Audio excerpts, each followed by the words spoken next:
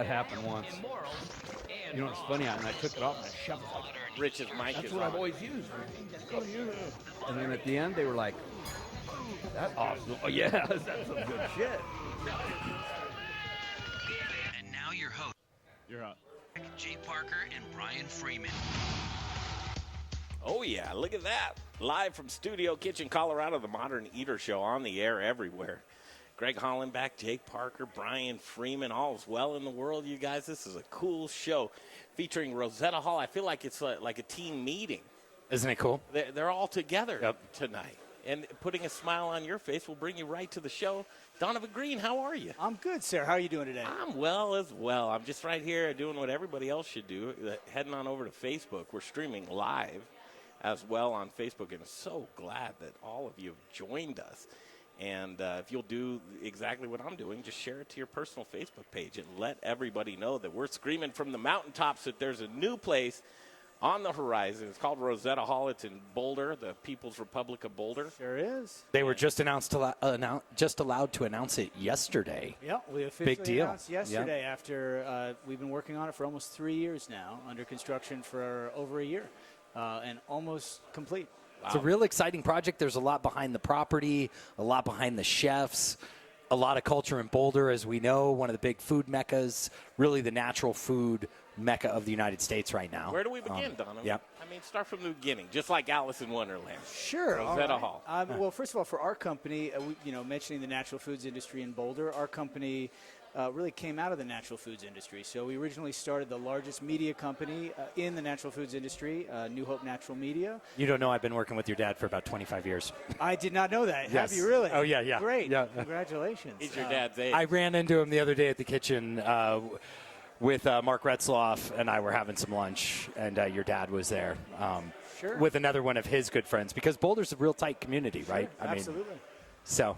And that was actually, the whole person that started this journey was the chairman of the board of Whole Foods, John Elstrott, who he connected us first with St. Roch Market in New Orleans, which kind of pioneered the modern food hall in the United States. So that's kind of where the whole thing started with. And then we've also owned and operated the Boulder Theater for about 25 years, so there's a strong entertainment component to this as well. Unbelievable. Just pillars of the community, actually. And so thankful to have you here today. And as we're going to go down the roster of chefs that you have in the food hall, I kind of want to just, you talk about food halls. And Sure. I haven't been, and no one's really been.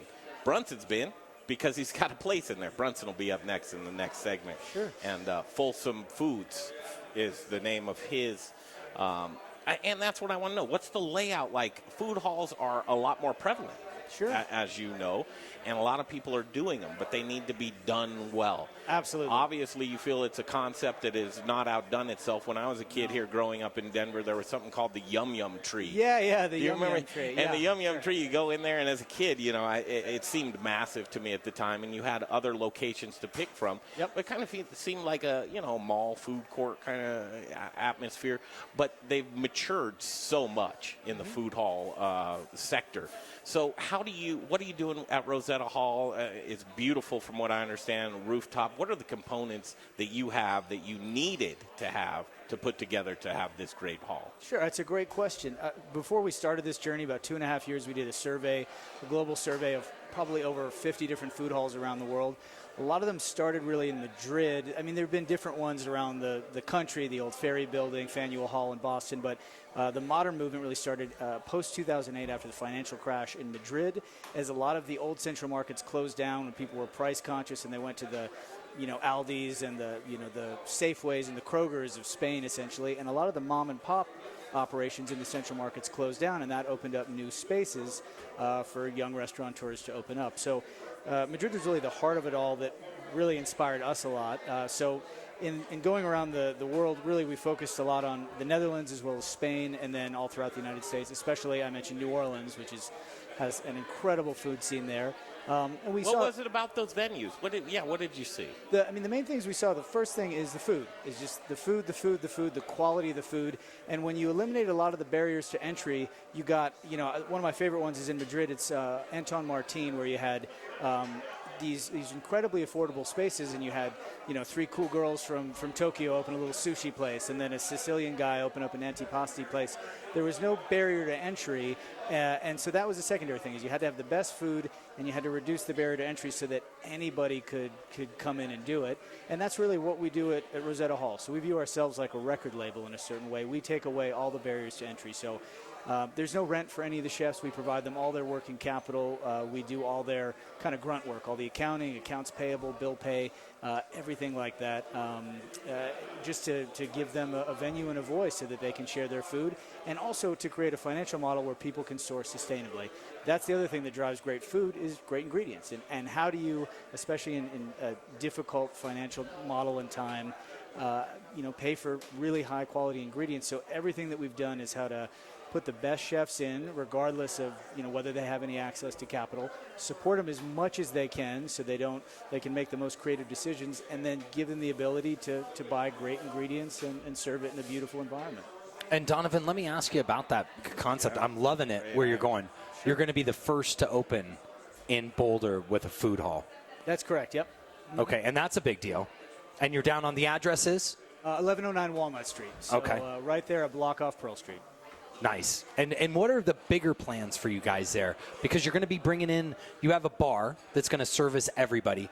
I love the fact that you're not charging any rent and you're doing that all for the chefs. Is there a timeline? Do you, as a chef, do I only get 12, 18 months, and then you're going to push me out and make me go do my own thing? No, absolutely not. A lot of these places, they just have their own, it's a living, breathing organism, and it has its own life cycle. So some people, if they want to move out and do their own brick and mortar in 12 or 18 months, that's fine. Everything we do is all at will, so it's relationship-based real estate instead of the traditional lock people into a long lease with a high rent. Everything has to be at will, basically. Is anyone else doing that model? I mean, that's really, in my opinion, very progressive. Sure. With real estate and restaurants. Sure. So it was started by Will Donaldson at St. Rock Market in Miami, in the St. Rock neighborhood in 2014, I think, is when they launched. That's the first time we saw that. And as a result, what you got was just incredible food. I mean, it all comes back to that. How do you have the best food possible? And they did this flat percentage-based thing that nobody got turned away because they didn't have the capital to start up. We've taken it a step further where we do a lot more back-office support. And as you know, as one of our suppliers, we are the person that pays you. So we pay for all labor, all ingredient costs, basically, to facilitate that. Wow. It's so awesome. It's an interesting model. And from what I understand, it's very turnkey. Totally turnkey, yeah. We provide all the kitchen equipment. We service everything. Everything that's binary grunt work. We wash your dishes. We do your credit card processing, your accounting, your every single thing that isn't your core, your core mission, which is to turn out great food, train great staff, buy great ingredients. And that's where we're totally hands off. We don't have any creative, you're the band, not us. We're here to give you the stage and put the audience in front of you. Well, I got an interesting question on the business side, Greg. Okay, here, I'll wait for my question. No. Here's what and Donovan, you're such just a gracious guy. He said, listen, I am really, I don't want to take a bow here. I'm not the star of the chefs. I like to focus on them. But Justin Brunson's coming up next. We need help with it. Fantastic. We need help. Will you stick around just for one more segment? Absolutely. All right, let's take and keep that question. Yep. Do you want to do a setup for it? Well, the next step. Well, yeah, we're going to ask some financial because I think it's a really interesting business model. Sure. So I want to tee that up because I want to ask about performance on the other side, because there's one thing you guys are performing. You've created the space. Yep. And then I've got a question about that. So, but next we're going to bring in Justin Brunson. His place is Folsom Food in Boulder. That's a new establishment for him. It's going to be great. I've already seen he's hiring people. One of the other things that I would give you kudos on is looking around the web, you guys are helping these guys get their help in there. I can see that already on your website, so that is awesome. It just launched today. I would go look at their website now, and if I can jump over there myself, I think it's, do you know it off the top of your head? It's rosettahall.com, and if you're interested in applying for a position, it's staff.rosettahall.com, where we take anyone that's interested in working for any of our chefs at the hall. Do your homework while we're on the break. Go check it out. This is on the horizon. When's the opening? Early October. Early October. That's correct. Just around the corner. Yes, sir. No problem with that. The voice of Donovan Greene, and we'll take a break. We'll come right back from Studio Kitchen, Colorado. You are listening to the Modern Eater Show on iHeartRadio. Thanks, Greg. Awesome first segment. Holy cow, we got a packed house in here tonight. We got a packed house. And I've got one of my newest friends, Julia, right next to me. Julia, where are you from? What's the restaurant? Petite Flora. There was no way I was going to try to do that. I would butcher it. If it's not Mexican, I don't know what it is. Tell us, I want a little teaser for our audience. Yeah. What are you going to be preparing and showing our audience later? Today I'm going to make an apple chai cake with a fig puree, a pear and apple compote, and then a little rose water buttercream cream cheese on the outside, and then I'll top that off with a little fresh figs. Oh my God, this is going to be incredible. Holy cow. Save me a piece. Yeah, I will. will. What happens, we get so busy during the show, and sometimes I don't even get a piece myself. So, well, guys, we're going to take a quick break. We'll be back. Listen to some words from our sponsors. We'll be back in just a few.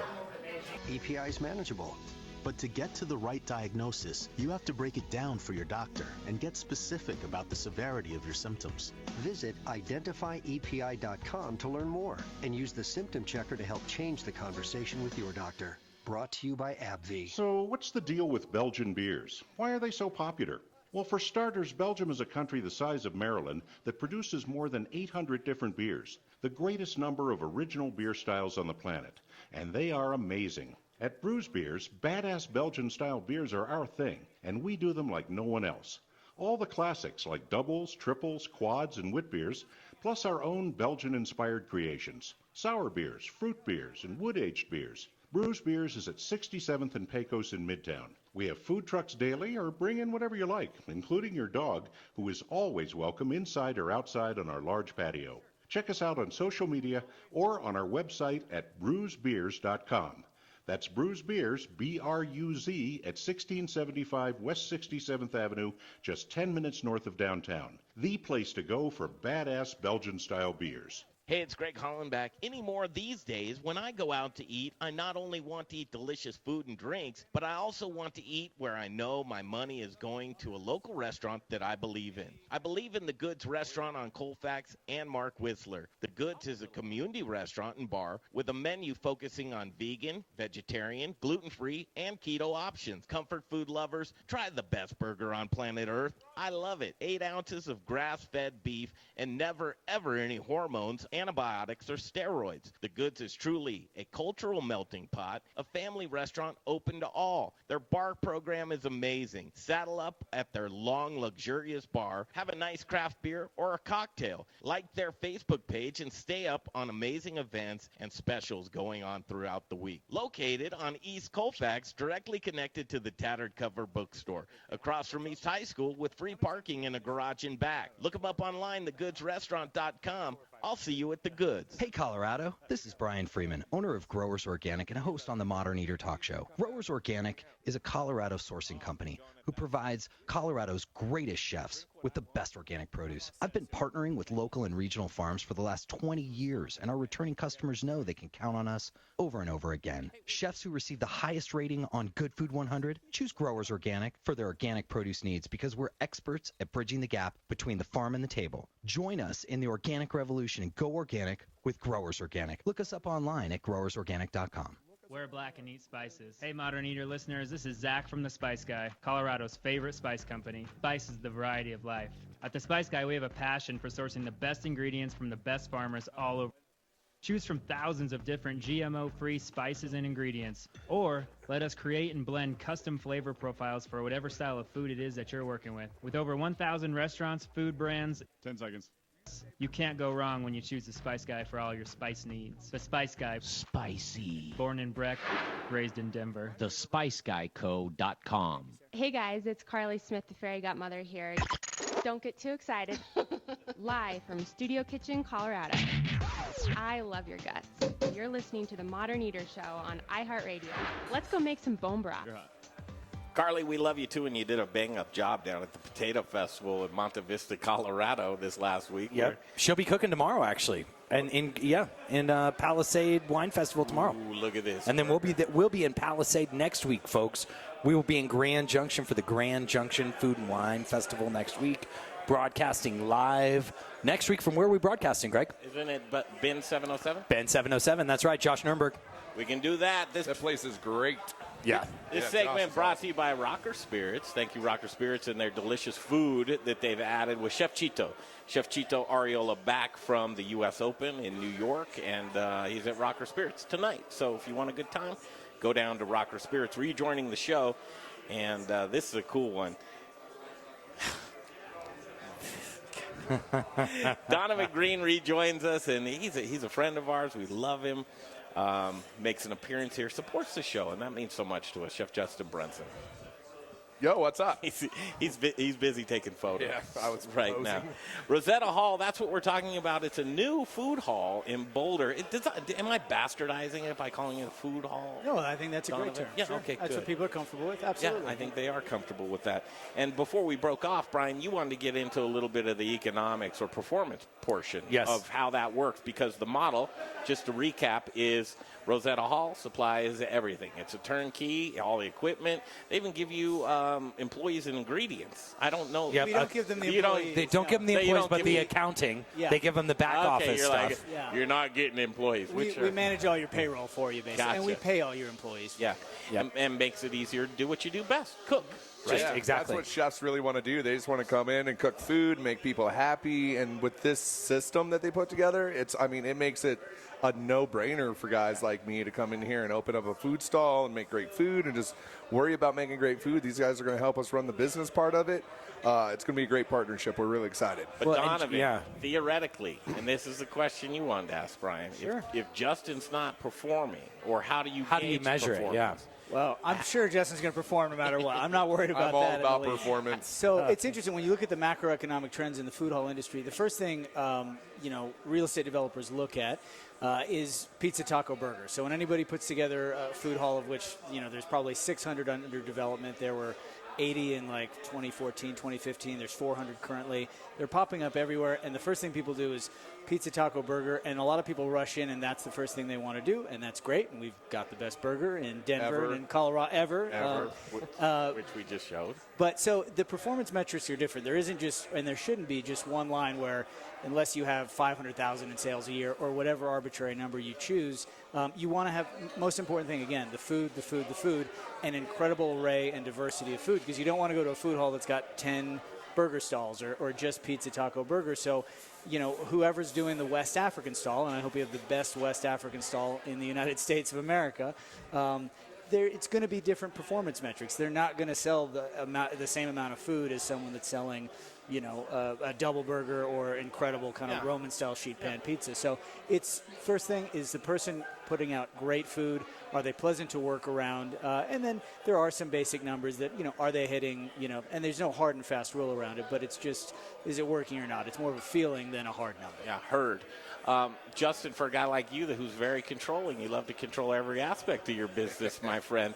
How do you go into a situation like this and say that this is worthwhile for something that you do within your concepts? I think the first part is partnership, and these guys are awesome. It's been so great to work with Donovan so far. Like, the most professional person I've ever worked with in a restaurant setting that's not our team. So, he's more anal than I am, which is pretty awesome, and we are looking forward to it. So, it's just all about partnership, and, I can't wait to get this thing up and going and just cooking some food for folks. Well, Justin's giving him the seal of approval, I got to say, Greg, because of the fact that, here's a man with, how many brick and mortars already? Number 6. Yeah, so he's already, I wouldn't say perfected, but he's definitely got it down, and he knows what he's doing. It looks like to go and do a partnership like this with somebody brand new. That's a big deal, Donovan. Yeah. That says a lot about what you are doing in your business acumen there with Rosetta Hall. Well, how did that come together, guys? Justin, did you put your hand up, or did Donovan, did you seek out kind of this center point that is a Brunson? Sure. We got introduced through a mutual friend, Julian Hitchcock, who's one of the top food hall consultants in the United States, put together one of the first food halls, Gotham West Market in New York City, and was a mutual friend that introduced us. So what do you do with, and I'm just looking at your roster here, and believe me, I'm sure they're going to have illustrious careers, but sure. I don't know any of them.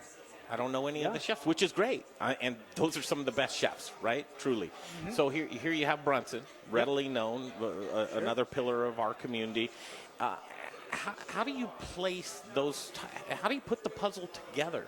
How did you pick and choose? Did you have more applicants than How did you put that process Sure. So together? we had about 50 people that we auditioned for the different spots that we have.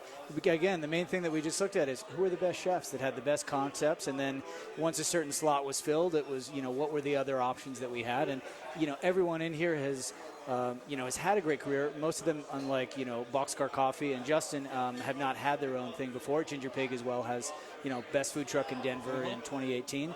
But for the other 7 spots, really, a lot of them have come up in Michelin-starred kitchen or James Beard Award-winning places and things like that, or have just been at restaurants that have an incredible program and had a great pedigree. And, when we did tastings with them or worked with them, the quality of the food was just off the charts. So it's an incubator of sorts as well. Sure. You're incubating ideas and cultivating chefs. It really makes it great for young chefs coming up that want to do their own thing. You come in, everything's taken care of as far as equipment. You have a partner to take care of the finance, because most chefs aren't. No. They're not business people. We're chefs, right? Yeah. We cook food for a living, and it's gonna be such a great place for people to come into, get their name out, and grow. Who knows what could you come into Rosetta Hall with a food stall? Next thing you know, you could have a chain of restaurants. So it's really great for the chef end of it as well. Well, Justin, you've got a marquee name, and one of the things I was going to say to Greg is a lot of these other people though have been behind the scenes for the marquee chefs. Yeah. And so that's one thing that's cool, because like you look around this room, like Aaron, he has done incredible stuff with a little pizza joint, that is not a little pizza joint anymore. Yeah. And then, even is it Joseph Lee? He was at the kitchen for a year, but he had another big gig out in New York City.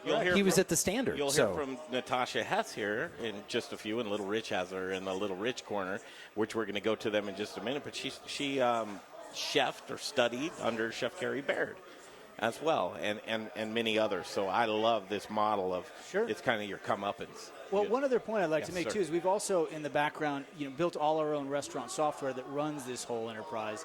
We've got 3 database engineers on staff.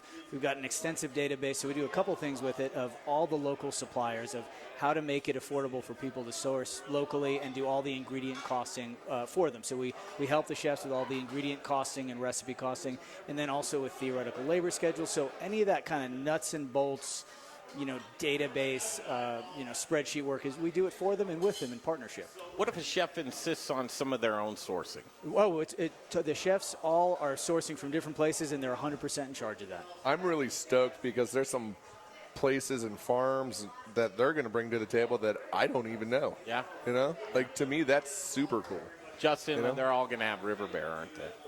Well, we're going to try. Justin, before we break off at 6:30 on 630 K-Hauer, iHeart radio station at Studio Kitchen Colorado, and Donovan Greene and Chef Justin Brunson talking about Rosetta Hall.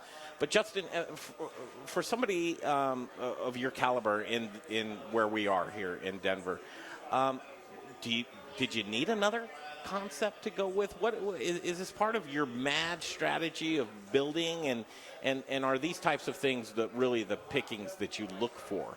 I love the food hall. I'm part of 2 of them right now, Denver Central Market and the Broadway Market. I love the sense of community. I love being around other chefs and having fun. It's so much fun, and what a cool place to take. I just had 15 family members in town. And we went down to the food halls, and what a cool place to take people. Everybody can get a drink. All the food's affordable. Everybody gets what they want. I love the food hall model. And we are so stoked to be getting up into Boulder. I wanted to open a restaurant in Boulder for the last 5 years. So this is a great opportunity for us, and we can't wait to get up there. All right, we're going to take a break and come back and talk to Justin about what are you cooking up?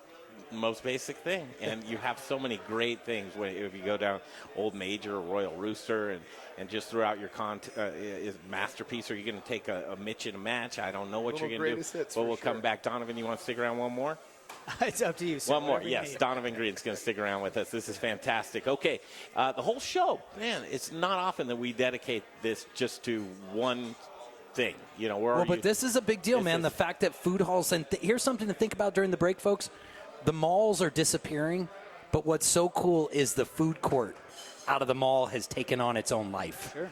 and it's taken on a life that no one would ever expect. But food you and actually want to eat. Yeah, that's what I mean. I mean, we took the food court out of a mall and made it something that was worth going to. Yeah. And I think that's super cool. Absolutely. All right, a break from with our sponsors. Please listen to our sponsors. These are the guys that we have handpicked that keep this programming on the air for you every single week. We encourage you through our vetting process. You know they're the best of the best. If there's something that strikes your fancy, please use their products or their services. It means so much to us. Right now, we'll take a break from Studio Kitchen Colorado, and we'll throw it over to Little Rich in the Little Rich Corner on iHeartRadio. It's great. Well, another great segment with Justin, Show Me the Meat, Brunson. They don't get any better than that. But wait a minute. Hold on. I've got Natasha here from the Ginger Pig, and she's going to be doing some cool stuff later on. Just a little teaser for our viewers. What are you going to be showing? We're going to be making our house-made Sichuan watermelon spicy salad today. Spicy Sichuan watermelon salad. It's really good. Awesome. Holy cow. So the Ginger Pig, I've heard of you. What is the Ginger Pig? Well, we've been a food truck. This is our 4th summer being a food truck, and we are so honored and thrilled to be a part of Rosetta Hall. We can't wait to work inside. It's been really cold in the winter and really hot in the summer, and we're so thrilled to be a part of the team and get to work with all these other chefs who are really focused on sustainability and hyper-local, and such an honor to be a part of. We're so excited. Thanks for coming. I want to make sure, so it's, I assume, the Ginger Pig on, Facebook? We're the Ginger Pig on Facebook, and we're at Ginger Pig on Instagram. Oh, awesome. Thanks so much. Well, we're going to take a break. We've got some of those curated sponsors that are the best in the biz. Listen to them. They will make you better. Copies. It's where a conversation with an associate sparked the idea for my business card to double as a coupon. And it's where I go to reach potential customers with custom postcards. Staples can help make your big ideas bigger ideas. And right now, when you make a select print and marketing services purchase, you receive 20% off your next order. Staples, for your business printing and beyond. In-store only, ends 11/9/19. Exclusions apply. See staples.com/print20 for details. Listen up, barbecue lovers. Greg Holland back here for Proud Souls Barbecue and Provisions. Proud Souls is Denver's authority of all things barbecue. Do you rule your neighborhood with the best backyard barbecue? From beginners to pit masters, Proud Souls has all the equipment you could possibly want. A variety of wood, pellet, and charcoal grills and smokers. Award-winning pit masters and owners of Proud Souls, Dan and Tony, have a passion for barbecue, and it shows. Located on 25th and Federal, Proud Souls retail store is bursting at the seams with your barbecuing essentials, the Spice Guy spices, and superior flavored fuels for your pit like hickory, mesquite, oak, pecan, cherry, apple, peach, maple, grape, and a variety of blends. Hit their website, ProudSoulsBBQ.com, for delicious hands-on barbecue classes and get information on current promotions. I'm doing the Proud Souls live right now. Locally owned and operated on 25th and Federal. There are guys. Proud Souls Barbecue and Provisions. That's ProudSoulsBBQ.com. Hey, pizza lovers. It's your pizza guy here, Jason McGovern with Crush Pizza and Tap right here. Greg, you do have a live in the next one, though. Let's make pizza great again. Coming to Yes, sir. Is that all right? Yeah. Pizza, wings, and local beer. But we're serving up 3 styles of pizza for you to crush. Dig into our Chicago deep dish with sauce on top of the cornmeal crust. And don't forget about our Sicilian, that's right, with cheesy crisp edges and that soft crust. Don't forget about America's Pizza. How could you do that? Crush Pizza and Tap's hand-tossed pizza will take your taste buds back to that neighborhood pizzeria you loved as a kid. You like deals? Come in and mention the Modern Eater and get a buy one, get one free on our hand-tossed pizzas any day of the week. Man, that's good. Lastly, don't forget to crush our award-winning smoked wings. They're Little Rich approved and loved by everyone. Crush Pizza and Tap's conveniently located at 1200 West 38th Avenue, just minutes from downtown. Come and crush pizza with us. We've been making pizza great again since 2012. It's Crush Pizza and Tap. Want to bake the best? Bake with the best. Little Rich here from Rockalitas Tortillas and the Modern Eater. Our wraps fold cold and don't break open, yet they're soft and delicious. What's my secret? Ardent Mills. Organic, ancient, and heirloom grains like quinoa, spelt, and more. Locally headquartered in Denver, Colorado, Ardent Mills provides the industry's broadest range of traditional and organic flours, whole grains, customized blends, and specialty products dedicated to providing the culinary industry with the next grains and unique plant-based ingredients. I love Ardent Mills, and I know you will too. to. To bake the best, you must best. Learn more at ardentmills.com. Yo, what's up? This is Justin Brunson, Ultra Meat and Cheese in Denver Central Market. I'm a meat guy. And you're listening to the Modern Eater Show on radio. I think we need to add another name to that, Jay. Folsom Foods at Rosetta Hall. Yeah, well, I mean, we can add 5 more to it. I think, there's only 2 on there, but weird. He's on the show tonight too. He's slipped that right in there. That's fantastic. Back to Studio Kitchen, Colorado, talking about Rosetta Hall, a new food hall opening up in Boulder, Colorado, and Donovan Greene here with us, along with Chef Justin Brunson. And when we broke off, we came back and we said we're going to talk about food because I mean that's really what it's all about.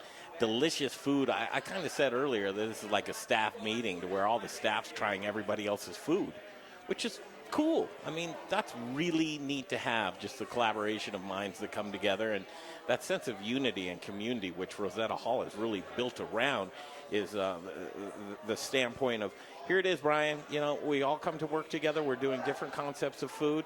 We're hoping that everybody likes it, and we're going to all build each other up as a team within the hall. That's fantastic. But a common theme of good food and good ingredients that are, locally and sustainably sourced. That's a big deal, man. Justin, what are you going to be doing up there? What's on your menu? So we are the American stall. I cook American food. I'm an American. I grew up in Iowa. An American Yeah. mix. Yeah. So we're going to do a bunch of cool stuff. It's going to be a bit of a greatest hits. So you'll see some food from Old Major, some food from the Rooster, some food from Culture, some food from Masterpiece Deli. We're really going to focus on, true classic American deli sandwiches. But, of course, with my spin on them, so they're better. We're going to do a burger, pastrami, roasted veg, turkey. We're going to have a breakfast program. I love breakfast sandwiches. The sandwich is like the perfect food, right? If you say McMurray, I'm gonna die right here. Then we're also going to do meat and cheese boards. We're going to do. Are you? Yeah, I love meat and cheese. Like that's really one of my. Like you could sit down with a nice bottle of wine and some crusty bread, meat and cheese. Like that. Not too many things make me more happy than that. So we're going to be using cheeses from Colorado, but also all over the world. I don't want to get too like, hey, we can only use Colorado product because there's so much beautiful, sexy cheese out there. I can't just keep it to Colorado. It wouldn't and be in the fair. world of cheese, man, come on. I mean, come on. There's something about some French cheese. Yes. And cheeses from Holland, but we'll have some great Colorado stuff. River Bear American Meats. We'll have all of our salumi there. We'll be using our turkey, our roast beef, our pastrami. Keeping it local. We're going to be using some great local farms. I think we're working out a bread program with our friend Kelly Whitaker over at Dry Storage. I did a tasting with him yesterday, and I'm like, if I'm going to come to Boulder, I should be using Boulder bread, like a Boulder bread company. And, what they're doing at Dry Storage is amazing. Down here we use Marzix, and I love the Marzix, and it's going to be but I'm in Boulder, and I need to support a Boulder bakery, I feel like. Good for you, man. Good for you. Yeah. You keep saying the Boulder, and I get that. I'm a local guy, and Boulder has I call it the People's Republic of Boulder because they kind of stand alone. Yeah. Does that intimidate you at all, bringing different cuisines? No, let's do it, man. Yeah, I love Boulder. I wish I could live in Boulder. It's beautiful up there. I don't want to. Well, but Greg, don't you think someone like Justin's food is a little bit different? Because I've seen many people actually over my years really have a hard time of making the transition from Boulder to Denver. But I think someone like with Justin, and he has a very classic style of food that can't go wrong anywhere, in my opinion. Yeah. I don't think he's going to have a hard time making a transition from Denver to Boulder at all. Well, I mean, burgers are universal. Yeah, it's all, our food's all very simple. It's great. It's all about quality of ingredients, just take this burger, we're using Carter Country beef. This is a 7-year-old cow program. They take breeding calves, they put them back on grass, they fatten up. A grass-fed cow won't put fat on until it's at least 5. So we've had that dude in here. What's his name from Carter? RC Carter and Mark Carter. Who did we? So we had someone from Carter Country in here, and they're old cows. Yeah, it's a super sustainable program. That's why I kind of got into it, and then I tasted the product, and I was like, whoa. Delicious. Yeah, so it's a 7-year-old cow. It's got tons of fat in it. They hang the whole carcass for 60 days, and then they grind them. Their steaks are great. I won Best Burger the last 2 years in a row using their burger. It's awesome. It's got a little funk to it. It's sustainable. It's cool. You get to take these breeding cows that, instead of just wasting them and them going into like an animal feed or something like that, they're going to get consumed by humans, let's eat 'em. And they're so awesome. Yeah. The steaks that come off these things are ridiculous. I just tasted that, and that is, you would think that is not 7-year-old cow at all. Now, if it was Jay, I wouldn't compliment him at all. We just don't compliment each other. But Justin, Jay, go ahead. Oh, no, I had my headset off and running, so I came back to, if it was Jay, I wouldn't. And I said, well, now, wait a minute now. Let's not lose our heads. What are we talking about? Jay, 3 people have come by and said this is the best burger I've had. Yeah, that's awesome. I mean, he knows what he's doing. He knows what he's I'm a fat guy. I like cheeseburgers. I mean, come on. But Justin, let me ask you, a lot of chefs are mixing other things in with their hamburger grind. Yeah. Is this a pure beef, or are you putting anything else in there? This is 100% grass-fed beef from 7-year-old cows. Super sustainable, man. That's what got me into this. I'm all about sustainability. And these guys are out of Wyoming. They're not a Colorado company. I consider this a local food. If it's within a day's drive, there's hyper local, which is here in Denver, and then there's the state of Colorado, and then there's the states around us, because we are in a high mountain desert here. Yes, we are. We are in a high mountain desert, and we can't really grow some things here as well as they can in some of our neighboring states. Well, everyone needs to realize this is one thing I always talk about when people say local. Yeah. And I'm as local. I beat the drum all the time. But the reality is you want an avocado, you want an orange, you want an apple in the middle of the summer. Totally. You want strawberries in the winter. Oh yeah. There's one place you're not going to get them from, and it's Colorado. And so we have to be open-minded to eating more regionally. In my opinion, is what it's about. Yeah. And I look at regional circles during the time of year. And because there's some time of year we can get everything from Colorado, but then there's other times of years, I love myself a nice champagne mango, an Alto Waffle mango. You ain't getting that in Colorado. Okay, before we break off, I want to do this, and since we have you with us, Donovan Greene, here's your babies. I didn't want to put you on the spot, but there's all of them. Can you spend 20 seconds on each one and what you're looking forward to with their cuisine? Sure. And we're going to be actually interviewing a lot of these folks as they come up, but that'd be great. Yeah, absolutely. Do you have them all memorized? I do. You can put you me do? on the Okay. spot. Yes, sir. All right, good. I just. Well, I mean, right off the bat at Folsom Foods, to have, I think this is one of the best hamburgers I've ever had, and I've been up and spent a lot of time with R.C. Carter up in Wyoming, and it starts with a great product, and he's an incredible, person and human, and his mom runs a great little local motel up there as well. So I think all the American classics. Next up is Modou Jatea. I think I'm pronouncing it incorrectly. He's born in Gambia. His mother ran a street food stall there. He moved out to Lyons a couple of years ago, and he's doing an incredible West African program. So it's going to be like a peanut butter, lamb stew. We've got Geechee Boy grits, po' boy. Then next up is Petite Fleur. So it's Julia Wierix, who's from Boulder, Malibu originally, and then went to high school here. She just moved back from Amsterdam and Paris. She was there for 7 years. She was at a really famous bonbon place there, Pacini Bonbon on Stalstraat, just doing classic kind of Italian-style bonbons with a Dutch spin on them. So she's doing Belgian chocolate cake, a whole vegan soft serve program, a lot of really incredible food from her. And then we've got a former chef from Frosca named Dustin Brandt, who's doing the French stall confit. And it's a lot of kind of casual takes on French food to make it more accessible and less intimidating to people, but with a really fine presentation on it. I think his beef bourguignon cassoulet is incredible, as well as the he does a cauliflower gratin that's vegan and is off the charts, and you wouldn't know that it's vegan at all. Next up, we've got Natasha Hess, Ginger Pig. She lived in China and speaks Chinese. That's one of the ways that she and I bonded. Wow. I lived there for several years and worked there and speak Mandarin. So she's got a lot of really authentic, cool Chinese dishes like la zi, the traditional Chinese fried chicken, and other things like that. Next up, we got Alberto Sabadini, who's not with us today. He's doing La Tigella, former executive chef at the kitchen. He's doing an ultra-regional sandwich from Bologna called tigelle, which are these little pockets of dough, basically, that you put in a press and then stuff with delicious Italian meats and cheeses. It's like the classic lunch in Bologna that people have every day. Next up after that would be Jolie Tierra, Tierra. So it's all really contemporary, upscale Mexican cuisine. So a lot of different masa tacos that he's doing, and a lot of other things that are really cool. A ton of moles that you don't see a lot as well, really specialty stuff.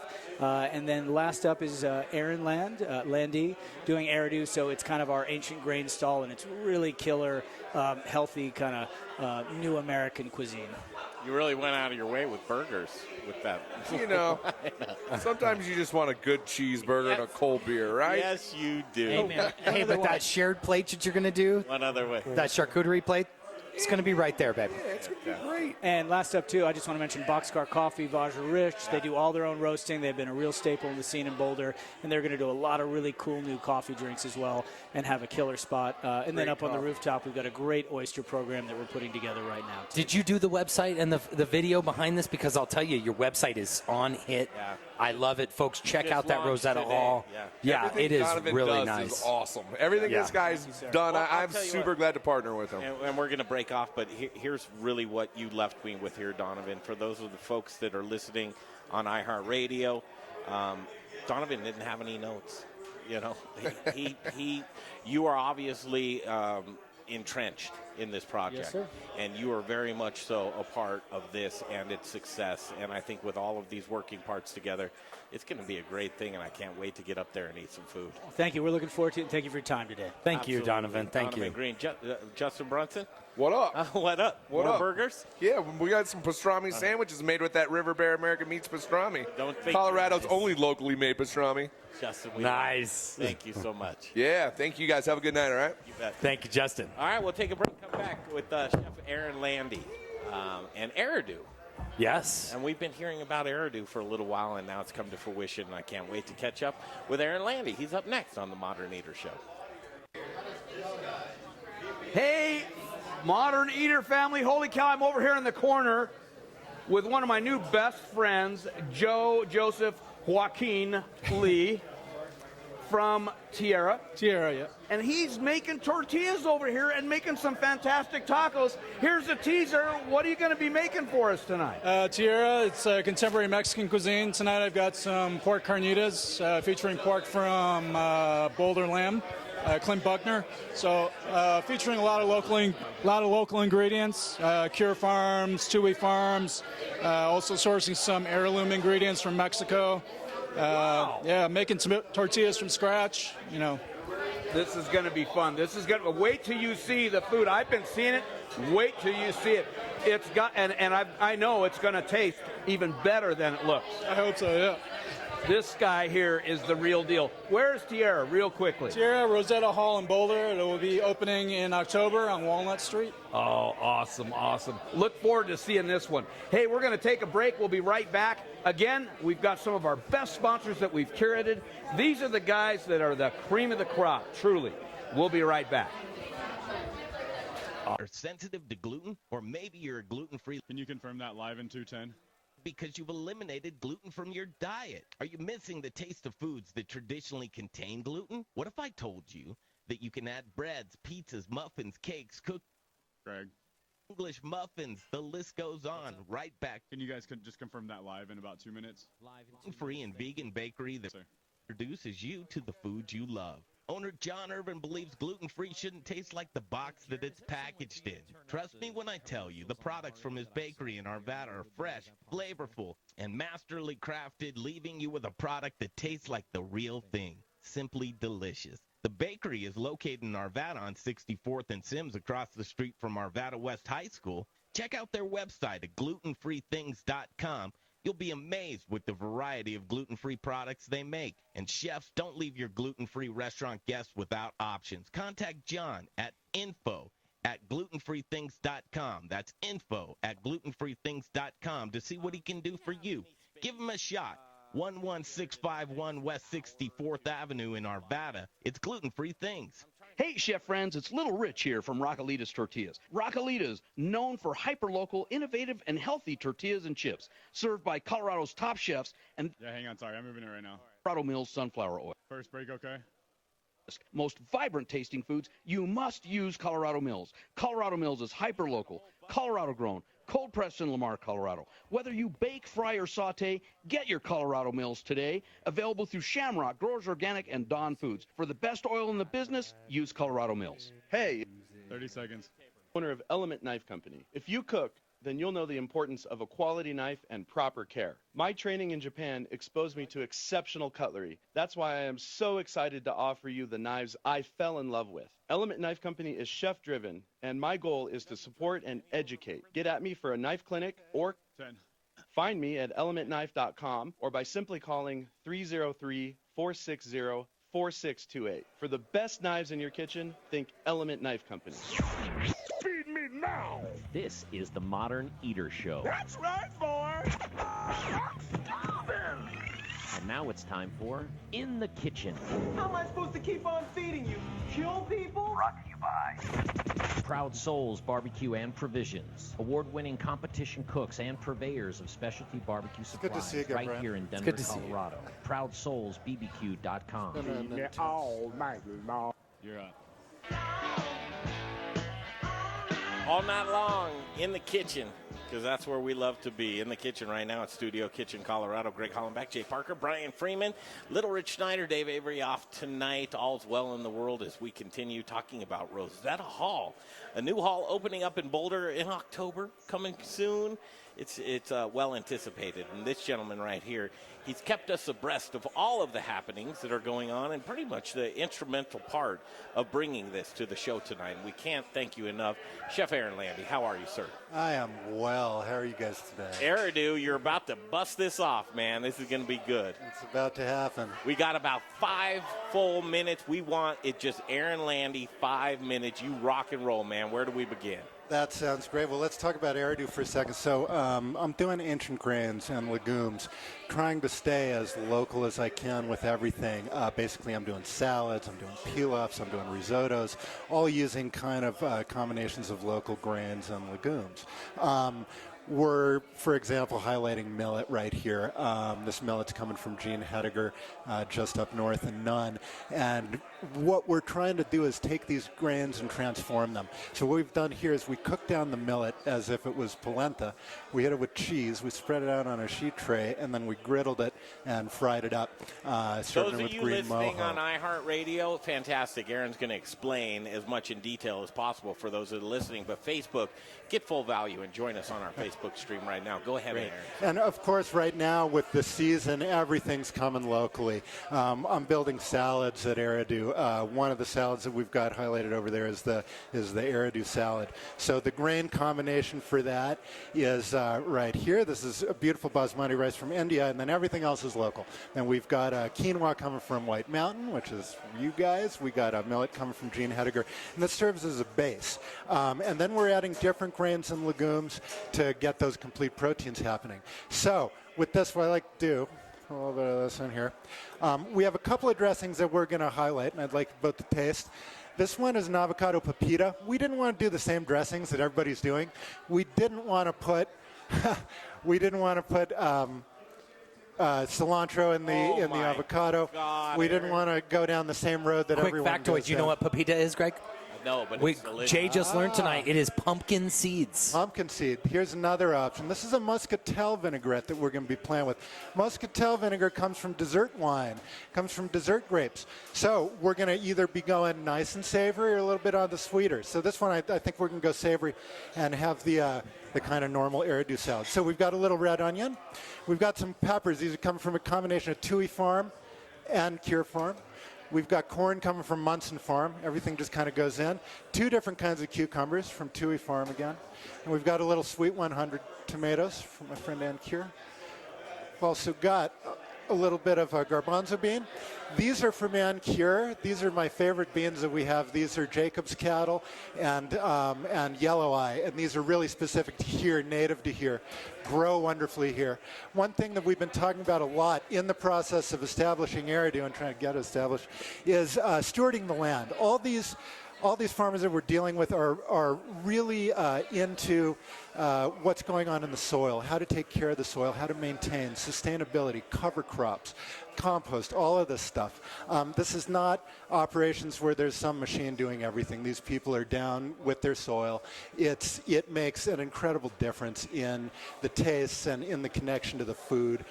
So again, this is all stuff from right here, so we can actually get a taste of what like Boulder County specifically tastes like. And Aaron, wait a second though, jump in and tell people, because what a lot don't understand, because most people weren't born when this fad was around, was you have created a macrobiotic diet right there, my friend. A little bit, yeah. It's very protein concerned. What I'm trying to do is do big plant proteins and not so much emphasis on the animal proteins. Now, we are going to always have a 3-ounce cut of animal protein available. It'll be Wisdom chicken, it'll be Peterson beef, it'll be triple M-bar lamb, it'll be actually Golden Sun tofu, which is made right here outside of Denver. So there's always going to be that option, but we're trying to Plate that real quick. It's so good. We're trying to put the emphasis again on the plant proteins rather than the animal proteins.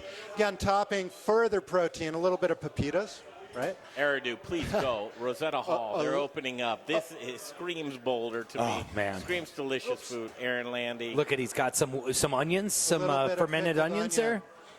And then here we go. And this is how it looks. And then, we also have, this is really cool stuff. This is from Syrian goat horn chilies from Tui. I like my Syrian goat horn chilies the best this time of year. I find that they're sweeter. Oh, we got a cut. Thank you, Aaron. Justin. He only an emu because it rhymes with limu, as in Liberty Mutual. Well, one could So this is just a clever way to get people to remember Liberty Mutual, huh?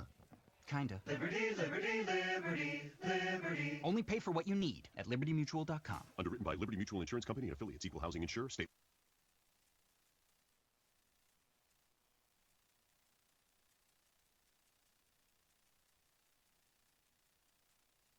Excitedly in front of the perfect. No dolphin. But skills tests, that's a for sure. See why independent research by Silk Road shows Indeed delivers 3 times more hires than any other job. And get a free sponsored job upgrade on your first posting. Terms, conditions, and exclusions apply. KRFX HD2 Denver. This is Denver's talk station with Ross Kaminsky in the morning and Dan Kaplis. Denver.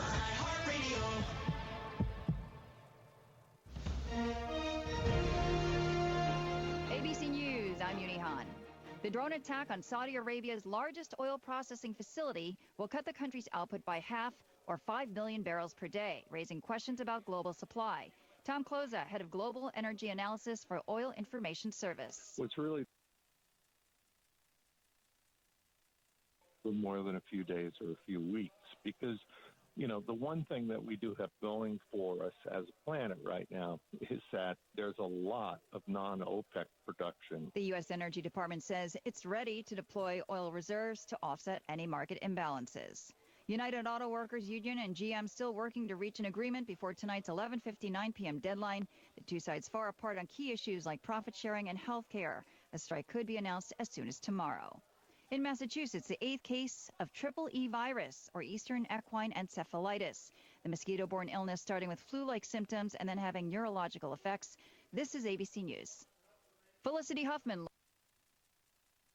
first parent sentenced in a college admissions scandal, apologizing in court for taking part in a scheme to inflate her daughter's SAT score. ABC's Ava Pilgrim reports. Felicity Huffman sentenced to 14 days in prison for her role in the Varsity Blues college admissions scandal. The Desperate Housewives star will also serve a year of probation, do 250 hours of community service, and pay a $30,000 fine.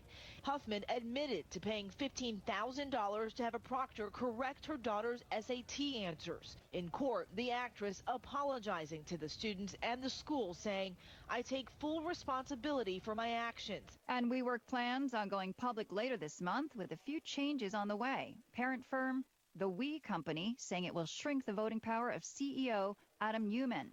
The company's board will no longer need the approval of a committee that included his wife to remove Newman and appoint its successor.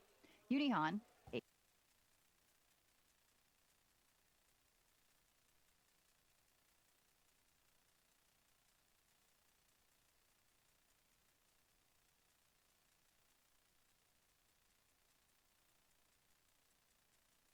few weeks. And right now, you can try Babbel for free. Babbel starts out teaching you words and phrases by matching them with pictures. You won't believe how easy the interactive program is. Soon the sentences get a little bigger, and before you know it, you're having simulated conversations voiced by native speakers. And because Babbel is crafted by language experts and uses the spaced repetition method, in just 10 to 15 minutes a day, you'll be speaking the language of your choice with real confidence. With Babbel, you can speak a language. Just go to Babbel.com and start your first lesson in the language of your choice for free. Download the Babbel app or go to Babbel.com and try it for free. That's BABBEL.com.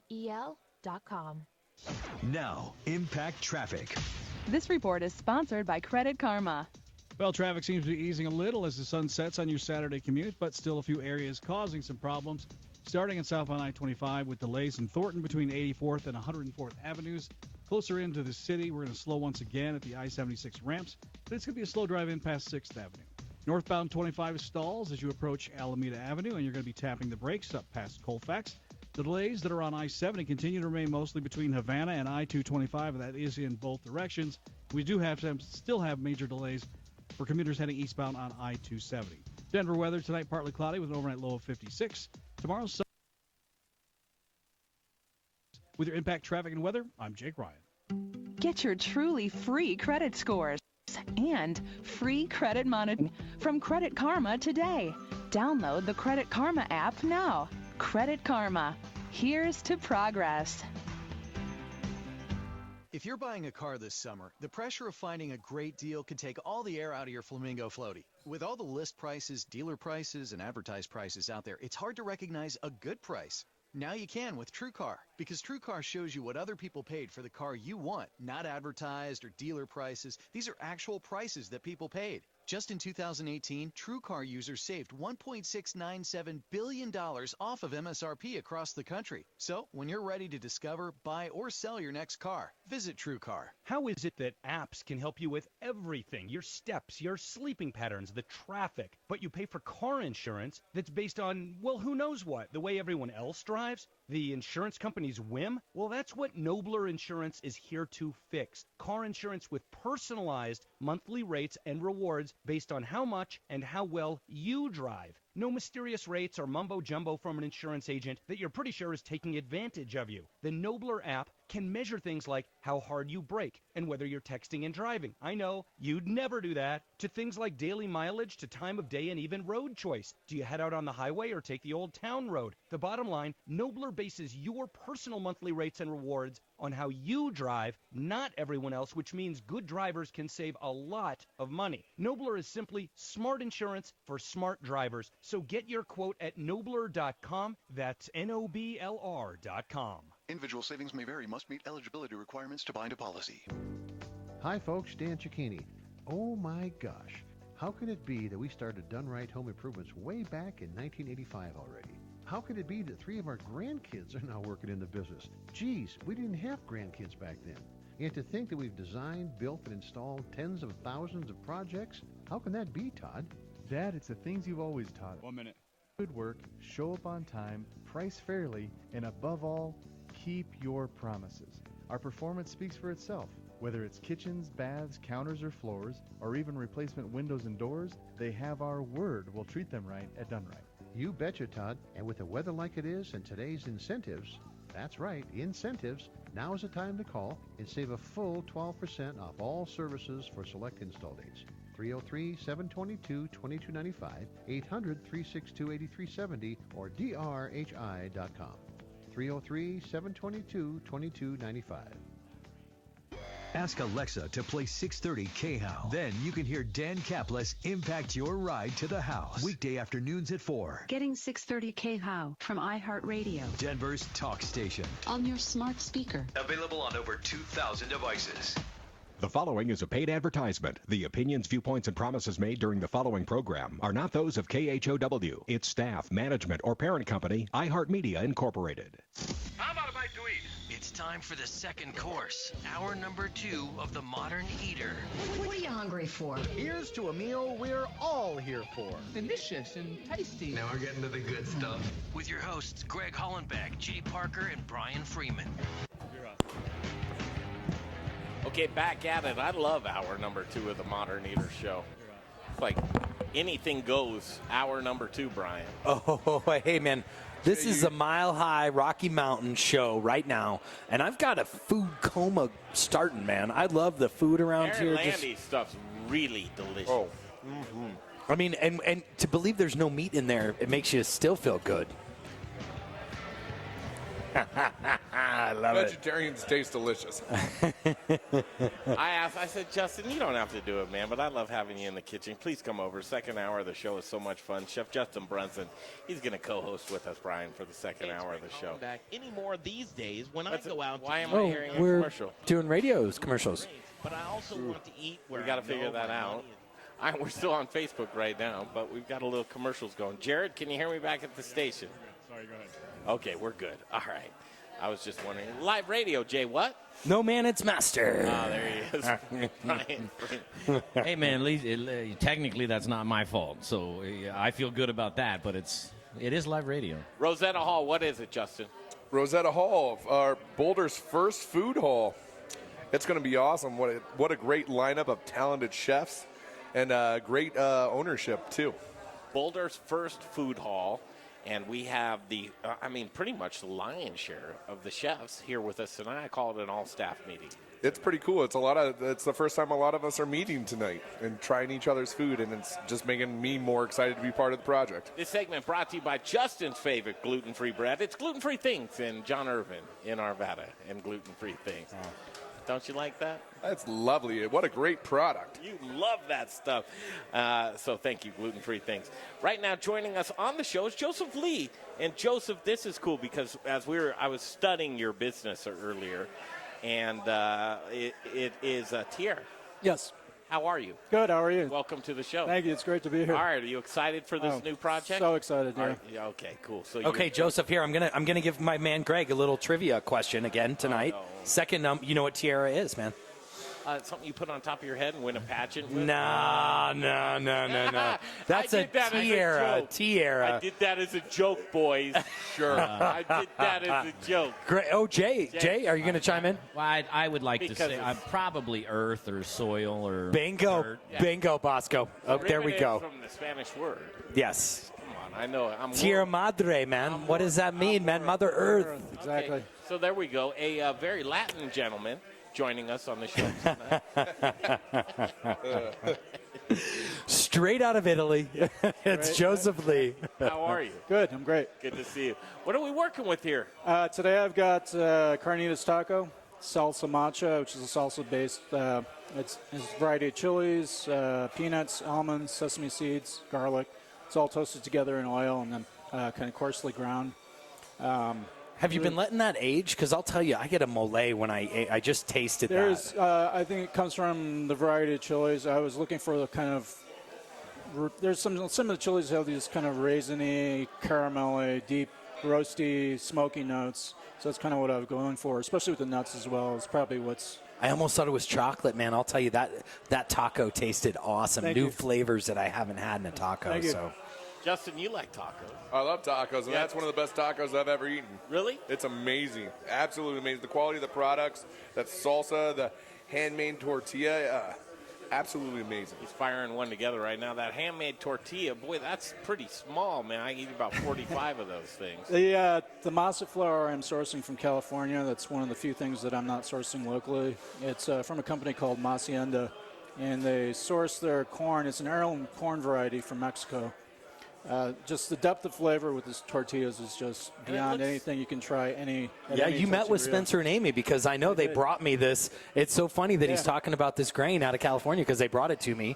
We love our friends at Bow and Arrow down south, but the reality is these guys are making a corn flour that no one else is doing that's got an incredible texture. Wait, you just blew my mind. A corn flour, that just seems like an oxymoron. Is it? No? Corn flour. No, not at all. Well, man, it's all about the flour is just the fact that it's ground. No, and that's really all that it is. I mean, and we don't call it powder, but flour. Exactly. Yeah. So when this is a reduced, what did you make right here? The salsa, do you mean? Yeah. Or So that's his chilies, This is the salsa macha. This is pasillas from Oaxaca. Some morita chilies, which is giving it a little bit of the smoke. Is it hot? It's got a little bite. what I'm trying to do with this concept is balance flavors. So you get a little bit of heat, but nothing over the top. I'm not trying to blow your taste buds out of your mouth. You know, I want you to be able to taste the tortilla. You know, the tortilla alone is just, I could eat that by itself. It's so amazing. And I just want, you know, a balance of flavors so you can taste everything. You can taste the fennel and the slaw. You can taste the pork. The pork is just amazing quality. It's coming from Buckner Family Farms. And Clint and his wife are just the sweetest people, and they know how to raise their animals. They're so good to their animals, and it really shows in the product.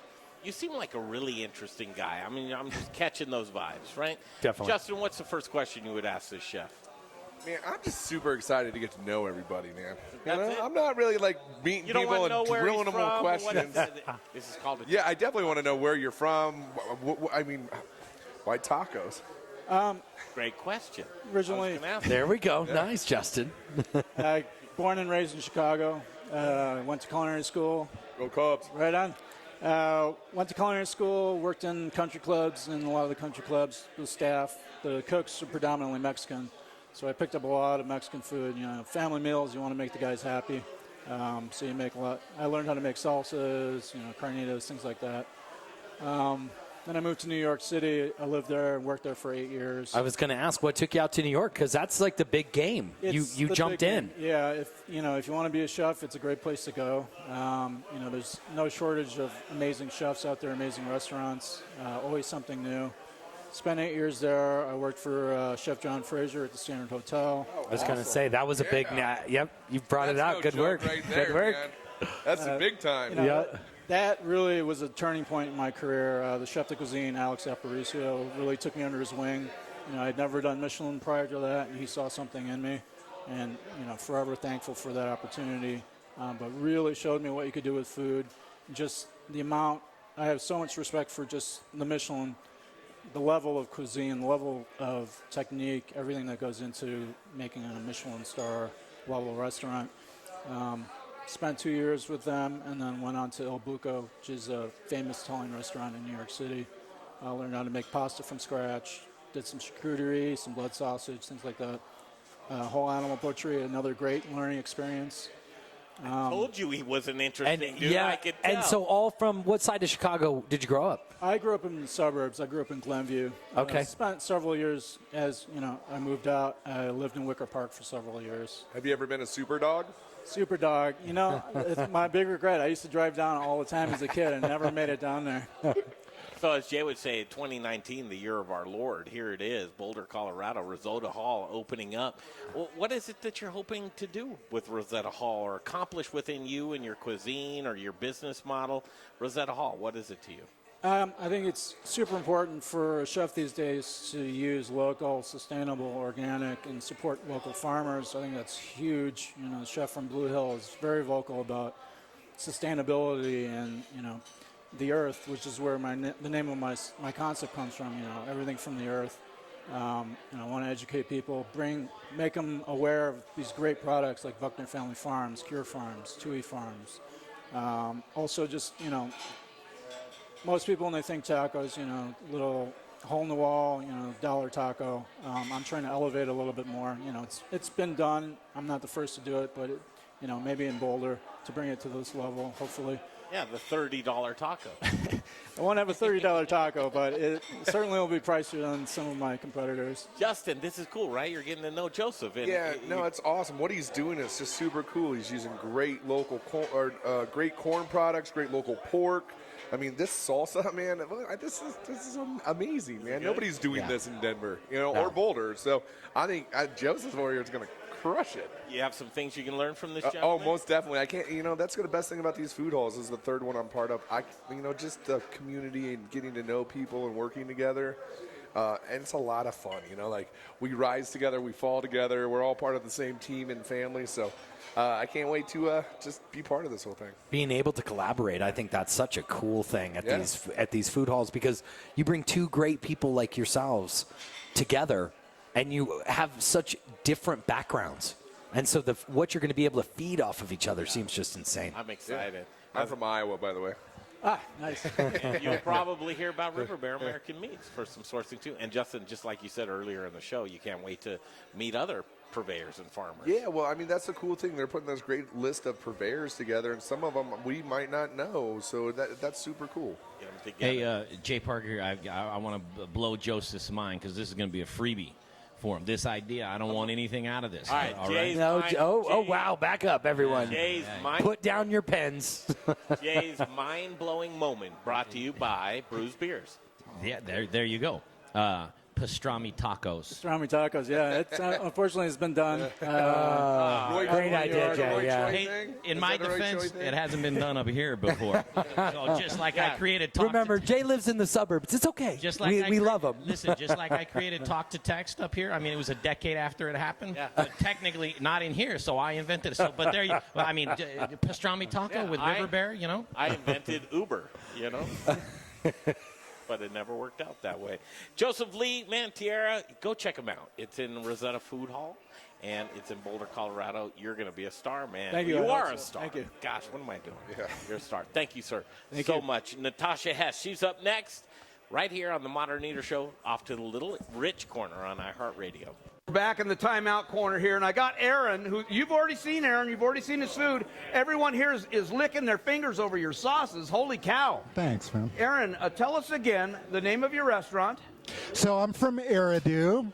And where is that? So Eridu is in Rosetta Hall in Boulder. It'll be 1109 Walnut. 1109 Walnut. And I just want to take a real quick second to give a shout out to the farmers. You know, I can't do any of what I do without the produce and the meat that I get from the local people. So without Ann Cure from Cure Farm, without Christian Toohey from Toohey Farm, without Wyatt from Red Wagon, without Mary from Triple M Bar, you know, without these people, I'm really nothing. Your food is as good as the food is when it starts. Your food is only as good as what's being produced. So if you start with these incredible ingredients, it's way easier to make magic. Literally, I wouldn't be where I am without the farmers in Boulder County that have helped me do this. And thank you to all of you. I love you dearly. I got nothing to add to that. For once, I'm going to shut up. Hey, we're going to go to break, listen to some sponsors. Thanks, Aaron. We'll be right back. Thank you. 3511. Hi. Got it live in 2 minutes. Intrepid Sojourner Beer Project. At Intrepid Sojourner, beer tells a story inspired by my adventures as a well-traveled archaeologist. My recipes draw inspiration from all over the world, from historical styles like Satis, Greitzers, and Kvass, to adjunct beers inspired by flavors from international cuisines. My beers broaden the horizons of what beer can be. Explore Basil IPA and Turkish Coffee Stout. Enjoy Chai Brown Ale. Taste Lavender Tripel and the distinctive Horchata Milk Stout. Thoughtfully sourced spices and herbs enhance flavors inherent to indigenous beer styles. My sincere hope is that Intrepid Sojourner Beer Project will inspire adventure and wanderlust. Come visit the tap room and share your tales with friends and plan your next sojourn. Located at 925 West 8th Avenue in the heart of the Arts District on Santa Fe. For everything Intrepid, look us up online at sojournerbeers.com and remember to drink globally, locally. Hey, you guys, Jay Parker here for Encore Energy. How much are you paying for your natural gas? Wouldn't you like to save 10 to 20% on your natural gas bill? Of course you would. You're not crazy. Encore Energy and Brian Rizzuto can do just that, save you money. Give Brian a call, 720-245-5771. Maybe you own a restaurant or a brewery and use a ton of natural gas. This is how you save money. Get a free savings review from Brian Rizzuto and Encore Energy. Call Brian at 720-245-5771. Save 10 to 20% Live in 30. bill right now. Rocker Spirits. It's a distillery. It's a place to hang. It's about quality. It's about taste. It's about passion. Infused with American spirit. Rocker whiskey, Rocker rum, Rocker vodka. Get ready for an original look, feel, and experience. Old Town. 10 seconds to the live. Sipping on some drinks? They've got the best food truck line in town. Open Thursdays, Fridays. 4, 3, 2. .com. Okay, back to the show, talking about Rosetta Hall in Boulder, just opening up in October in just a minute. But right now, Jeff Rourke and A-Plus Beverage Solutions. Here's the guy installing tap lines. You think tap lines? What's the big deal with tap lines? Tap lines are important, Jay, right? You know they are. How many times have you poured beer that was just terrible? I pour terrible beer all the time, but let's not talk about where. But it's a real thing. It's real bad. And guess what, Greg? You can't hide it from your guests. Yeah, so don't go play No, never mind. You're like, you looked at me like you're about to say where I was. No. Oh, no. You don't care. Jeff Rourke in A-Plus Beverage Solutions, he makes sure that you're not pouring terrible beer. He's going to put in custom tap lines for you, or he's going to do maintenance. Whatever the case may be, the brewer wants their beer to taste just like they intended it to taste right out of their kettles. Brian, if you're pouring inefficient beer, what are you guys doing? You're pouring your money down the drain. Don't pour your money down the drain. Get a hold of Jeff Rourke in A-Plus Beverage Solutions. It's a simple phone call away. Brian, do you have your pin? I do. Thank you for asking. 720-272-3809. One more time. His phone's on him. If the wheels are falling off your tap system, the temperature's not right, Brunson, you own 5 restaurants, man. You have to pour good beer. Hey, a shout out, Sean Smiley. Call right now, Jeff Rourke. And A-Plus Beverage Solutions, 720-272-3809. It's Jeff Rourke and A-Plus Beverage Solutions.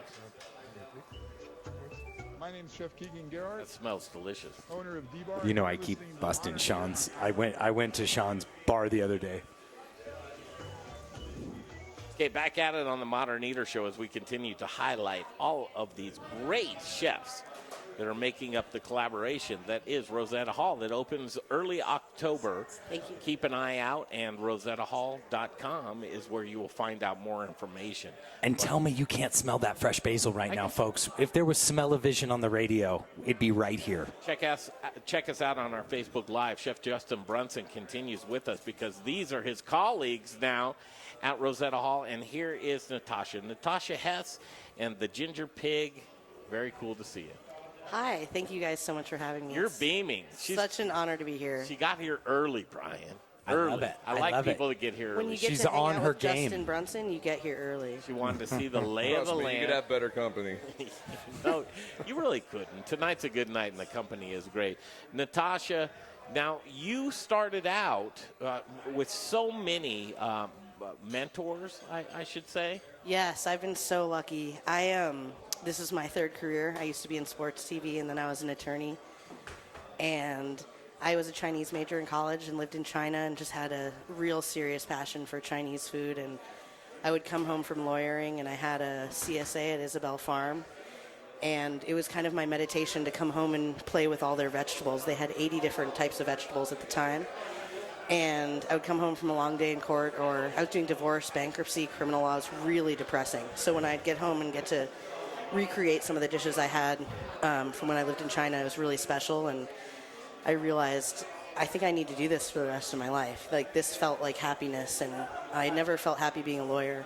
I feel intellectually outnumbered right here just by one person at the table. I didn't even go to college. So. Jay, community college?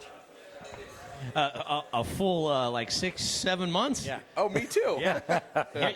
Real quick, I didn't find out till about 6 or 7 months in that I was taking classes that didn't even count towards college credits because of my placement. So I went to community college, but I was taking high school courses. Yeah, I was going to say that.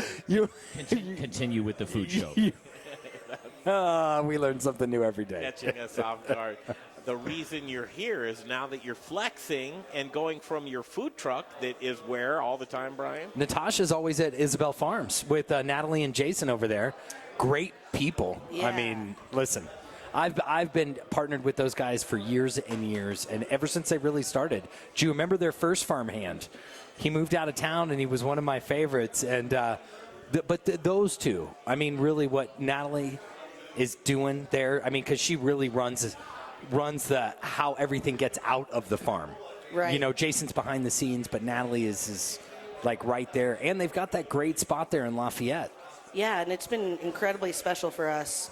Like I said, I got my kind of start there with their CSA, so to be able to put our food truck there and plant it kind of Austin, Portland style instead of driving around everywhere, it's been the perfect home for us. And we look right behind the truck and we see all the vegetables, and then we get to play with them and put specials on, and they're literally 50 feet away. It's the most farm to table you can get. It's, immediate. And so it's been really special for us. We've had a great time all summer working on recipes in anticipation of Rosetta Hall. And we're going to keep the truck at Isabel Farm, and we're probably going to reopen it in the spring a couple days a week. So we're going to have 2 locations, which is going to make a few people happy, I know. Congratulations. That's Thank big. you. Thank you. Big. That's what I was going to ask. What's going to happen to the food truck? But now we know the answer to that. Justin, you ever had a food truck? Food truck? Yeah. No. Never? No. I'm not a very good driver. My dad lets me drive in the driveway. The food truck thing's always it's such a cool thing, man. It's what a great way for people to start their business, get their name out there. It's way more work than having your own restaurant, your own standalone restaurant, because you got to go to a kitchen, you got to prep it, you got to order your stuff, you got to get it there, you got to prep it there, you got to load the truck, you got to take the truck out, then you got to feed all the people, and then you got to come back and do all the dishes. Yeah, I mean, it's twice as much work. Yeah. I don't want to interrupt, but I have to say I never had a 20-hour day as an attorney. And I never had a 100-hour week as an attorney. We've had plenty of those. I did skip over the mentor part, and I want to go back to that real quick because that's really the most important part of my story and the reason we're still in business. I was really fortunate to get to work for Carrie Baird as an intern at Brazen for 5 months, and then she came and worked on my truck for 4 months, and that's really a huge reason why we're still here, to be trained by someone who's so amazing and so thoughtful and really the best leader I've ever met. She's brilliant, and I've had some other mentors as well, but she's been the most influential. Carrie is amazing. I love she's how a great she's chef. putting together this salad right here in front of us as she's speaking. You guys, I was overhearing a conversation that I thought was really cool because, Natasha, you're a very inquisitive gal. You ask a lot of questions, and here's a conversation I overheard with you and Justin before the show. You said to Justin, what do I do with the chef inside of me versus the entrepreneur inside of me? When business gets in the way of being a chef. And Justin, you have some very good answers to that. Do you mind if we revisit that, guys, for a couple of minutes? Good. This really helped me earlier because there are a lot of chefs and there are a lot of entrepreneurs. There aren't a lot of chefs that are entrepreneurs, and there are not a lot of chefs that are entrepreneurs like Justin Brunson, who's done many different types of concepts. So for me to be in an environment like Rosetta and have 8 other chefs that I can work with, that's really the most valuable thing for me here. Yesterday I was working on a new fish recipe, and Aaron from Eridu was on my truck helping me. There's a real serious community here that's really special. So, yeah, I just wanted to mention that. But, yeah, go back to the entrepreneur thing. It was a cool conversation, and this is where my nosiness actually pays off for those types of things. Justin, you had a great answer to that. Yeah, well, I mean, it's just, as a chef, you spend all this time, you want to become a chef, and then you open a restaurant, and you're like, well, now I have to be a business person. And as you grow and learn, and, you really, really, really want to be the best chef you can be, but this is a business. That's how we feed our families and feed other families, Like, I have 125 employees. Those people expect me to give them a check and make sure it's good and keep the lights on. So we're providing for our families, all of our employees' families, and then we're also supporting all these beautiful local farmers and ranchers. And I use a lot of cabbage, but that was one of the examples. But cutting the cabbage and pre-packaging, where does it go, and saving money? What do you do with that as a chef, with an entrepreneur and wanting to grow a business, but keep that integrity of the chef? It's a fine line of being able to keep your integrity as a chef and become a business person that runs a business that makes money. Because if you're not making money, it doesn't matter. You can be the best chef in the world. You're not going to have a restaurant that's open, and then all your employees are going to lose their businesses or lose their jobs, and those families won't be provided for. So being a business person, an entrepreneur it's more important than being a good chef. Can you still find great products and keep the integrity of what you're trying to do as a chef?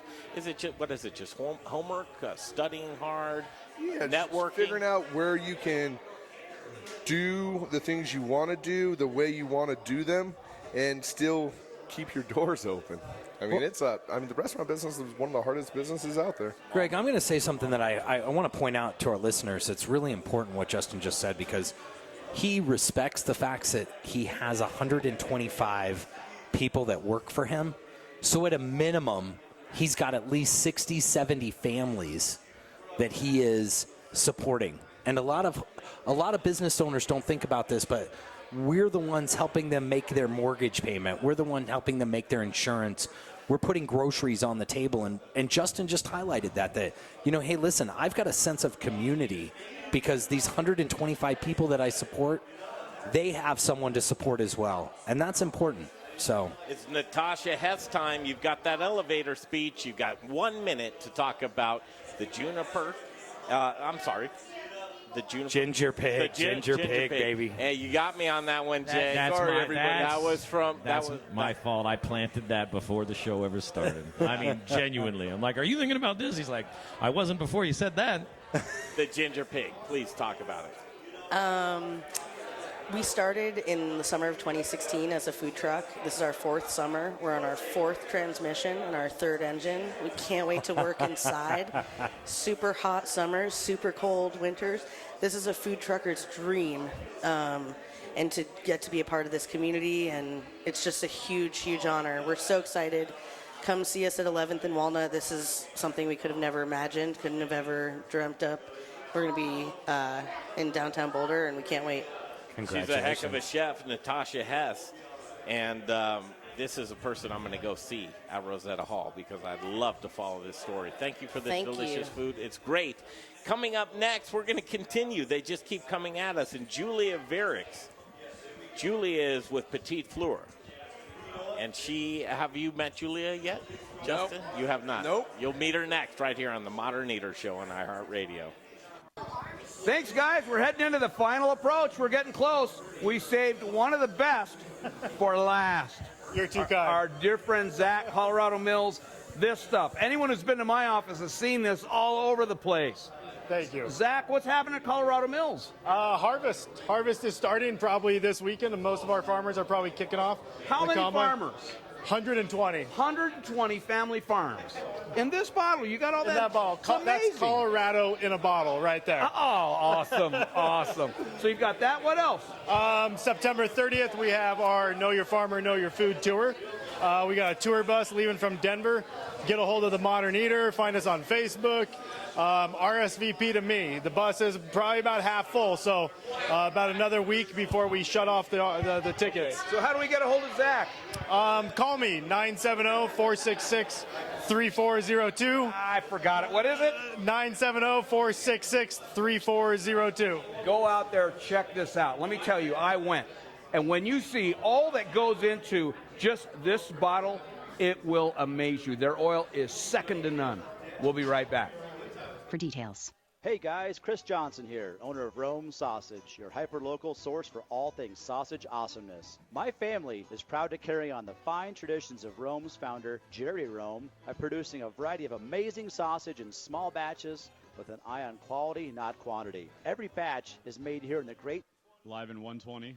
Mixing spices, utilizing lean cuts of pork to make an outstanding product. Sourcing ingredients and materials locally, we are committed to supporting local vendors, chefs, restaurants, and the entire Colorado food scene. Getting hungry yet? Brats, Italian, breakfast, hot Polish, green chili, chicken apple, and the world's best chorizo. You can source all of our sausage through a variety of food service distributors. If your distributor doesn't carry it, call us. We'll come direct. You want a custom item? We'll do that too. Samples, and of course, sausage jokes, can be had by contacting me directly at chris@romesausage.com or by phone at 303-296-7663. The Modern Eater loves Rome Sausage, and I know you will too. Wear black and eat spices. Hey, Modern Eater listeners, this is Zach. Live in 30. Colorado's favorite spice company. Spice is the variety of life. At The Spice Guy, we have a passion for sourcing the best ingredients from the best farmers all over the world. Choose from thousands of different GMO-free spices and ingredients, or let us create and blend custom flavor profiles for whatever style of food it is that you're working with. With over 1,000 restaurants, food brands, and chefs behind us, you can't go wrong when you choose The Spice Guy for all your spice needs. The Spice Guy. Spicy. Born in Breck, raised in Denver. The Spice Guy. Live right now. You're hot. Are we back? Are we connected? Live. You have a live read. Jared? Yeah, you're hot. You have a live right now? Back to the show in just a second, you guys. But before we do that, we have to talk bread. Bread is my favorite. I don't know about you. I'm but like, are we back? Yeah. I've got a favorite, Jay. It's Aspen Baking is one of my favorite bread companies. What do you like, Jay? I like Aspen Baking as well, and let me tell you about them. They're an all-natural bakery here in Denver. What does all-natural mean? All-natural means no preservatives, no artificial coloring, no chemicals in any of their bread. And when I say any of their bread, I'm talking about hoagies, focaccia, ciabatta, baguettes, croissants, bear claws, lobster roll, pound cakes, coffee cakes, and they do catering, boxed lunches, 2 different styles. Brian, you own a big business with a lot of employees. Wouldn't you like to cater for them from time to time? I would love to call someone and have them deliver sandwiches to my office. That's right. You want to get a hold of Aspen Baking, and it's pretty easy. AspenBaking.com. And again, the best bread in Denver, all natural, no preservatives, no artificial coloring, no chemicals in any of it. AspenBaking.com. One more time, and then I'll go away. It's AspenBaking.com. You're on this week? Hey, this is Brother Luck out of Spring. Sorry, guys. Did you not hear me? No, we're not hearing anything on our side, Jerry. You're fine. I don't want to do the talk. You No, you do. You're watching. Try that. Okay, back at it from Studio Kitchen, Colorado, as we continue highlighting Rosetta Hall. It's opening in Boulder in October, Brian. This is exciting because there are so many people here tonight that are just the nucleus of what's going to happen. Well, do you feel the energy, man? It's like an all-staff meeting because they're all trying everybody's food and back and forth, and we are able to highlight that tonight, and what an honor. Myself, Greg Hollenbach, Brian Freeman, Jay Parker, Chef Justin Brunson co-hosting with us this hour, and right now, Julia Verix. How are you? I'm good. How are you? Good to see you. Did I say that right, Julia? Julia Verix, yeah. Yep, Julia Verix and Petite Fleur. Yes, exactly. Good to see you. So right now what we're showing, first of all, a little bit about you, Julia. Well, I'm a German-American. I lived in Boulder, Colorado for a little bit, for 4 years for my high school time. I lived in California for 12 years. I got my degree in France, in Paris, and then I've been living in Amsterdam, the Netherlands, for about the past 8 years, and I just moved back for this opportunity to have my own company. Do you speak?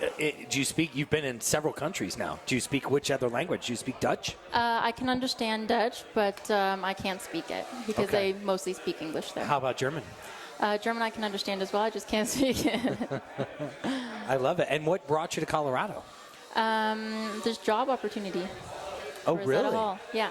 Awesome. Oh, wow. So you're a new transplant to Colorado. I lived here when I was in high school for 4 years. Okay. Yeah. So I have some family here as well, so it's not so terrifying. Are you excited about this new venture that you're going down? Yeah, it's been my dream for as long as I can remember. This is what I'm good at. This is what I want to do for the rest of my life, and I've known that since I was a kid. I've been fortunate enough to know that this is what I want. So, Petite Fleur, what are you going to be doing at Rosetta Hall? At Rosetta Hall, basically I'm doing small quantity of desserts. I'm doing vegan donuts. I'm doing frozen yogurt. Everything I'm making myself from scratch. I pay attention to where everything is from. A lot of the food, the desserts that I have are also vegan and gluten-free and friendly, and also I have the full fat, full sugar for the people that just want a huge slice of cake. Yeah. That's me. Justin, can you and I go? I like vegan desserts as well. I like it all. I mean, I think, a little bit of everything. I like lots of cream and lots of sugar. I'll rub it all over you, baby. You're sexier when you're like that. Does it look like I like I know. sugar? If we're going hiking for a long time and we might get lost, you're the man I'm taking. Because if anything hits the fan, you're the man I'm eating. I don't know. What does that mean? I'm not going hiking. I'm going fly fishing. I'm a dessert guy, right? I like desserts. Jay, you like desserts? Man, I hated it because, and I was fortunate because I didn't like sugar, and I would go salty, whatever. Now I am, yes. That's the long story. Now I love it. Yeah. Yeah, ice cream. I love ice cream. I have a feeling that this lady next to me might put on another 10 pounds on this beautiful thing over here. On that frame. Your passion for desserts, where does it come from?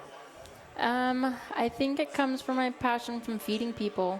I love feeding people. I like creating something from ingredients and making it into something pretty and feeding. So that's beautiful, and you're feeding, and we're not pretty. Can we destroy this right now? Yeah, if you wanted to, go for it. I would be completely but let okay her put with the that. rest. I see some awesome figs she's about to go down on. What are you gonna put together here for us? On top of the cake, I'm going to put some freshly cut Jay, figs. will you grab some plates? Yeah. And some edible organic flowers, and a little bit of pistachio for some pop. so delicate for some guys as rough as us, right? Yeah. But I like a delicate dessert pretty much. And aesthetics are very important, right? Aesthetics with what you do, because look at this is pristine. It's ridiculous. If you look at this on our Facebook live stream, what is this cake here? Does this have a cream cheese? Yeah, so it's a cream cheese rose buttercream, and the way I covered it is a naked cake, so you're supposed to see the layers through everything, so it's a little bit more minimal than perfect and pristine. It is a chai apple cake with a little fig puree and a pear and apple raisin compote. Yeah, folks, I got to tell you got to go over to RosettaHall.com because this whole show, I mean, I don't want to sound weird, Julia. I've been drooling over on the website. You are taking one of these cakes and putting the frosting on it. I've been watching it the whole show, and it's just like, oh, my gosh. So big part of me couldn't wait to meet you. Good. Because what you were doing just looks you've got an eye for it. I will tell you that. I'm waiting to see if the eye and the tongue just connect because I love sweets. Yeah. And what you're doing, I am like. Good. Are you the only game in town in Rosetta Hall? When it comes to sweets, you have to go to you? Yeah, exactly. Come to me if you want good pastry, and I work hard at it, and I really pay attention to what's in it. So Justin's doing a breakfast program. Yeah, we're Yeah. doing breakfast sandwiches. Will you have something to complement that in the morning? Yeah, I will have my donuts, and I'm also thinking about maybe doing some kind of a, secret menu. You can whisper something. I put a little egg on the donut, or these kinds of things. Wait, Kim, let's make a secret right now. Tell me a secret. What's that secret menu? Well, if you whisper something to me, I haven't decided what it is. Well, let's decide right now. You just come up to my stall and you just come and you can just say egg, Julia, egg. Egg? Yeah. Word? Yeah. Yes, like safe word. No, this is the opposite. This is an unsafe word because you're going to get the good stuff. Cut this so we're going to use egg. Yeah. The Modern Eater listeners, you're hearing this right now. You go to Rosetta Hall. You say to Julia, egg.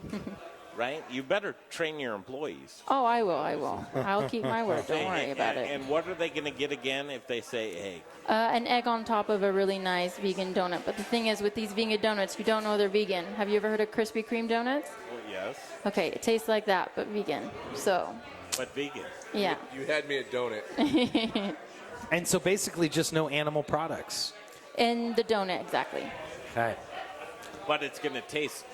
It tastes exactly like a Krispy Kreme donut to me. I'm probably one of the biggest meat eaters out there, and I absolutely love vegan food when it's done properly.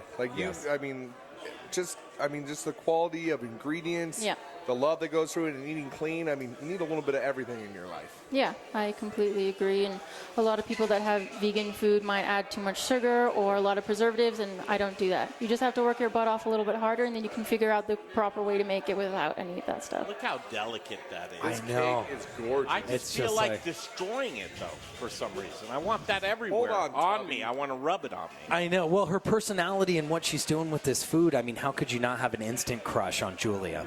I mean, seriously. And she's a ginger. Yes, I love it.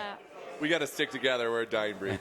Yeah, we are. Is it okay to say, can I say ginger? I don't think I Yeah, can. of course you can. Oh, okay. You can even go up to some gingers on the street and be like, yeah, gingers. I always want to do that. That was the best thing of the show right there. That's why we had you, Justin. I'm not for everybody.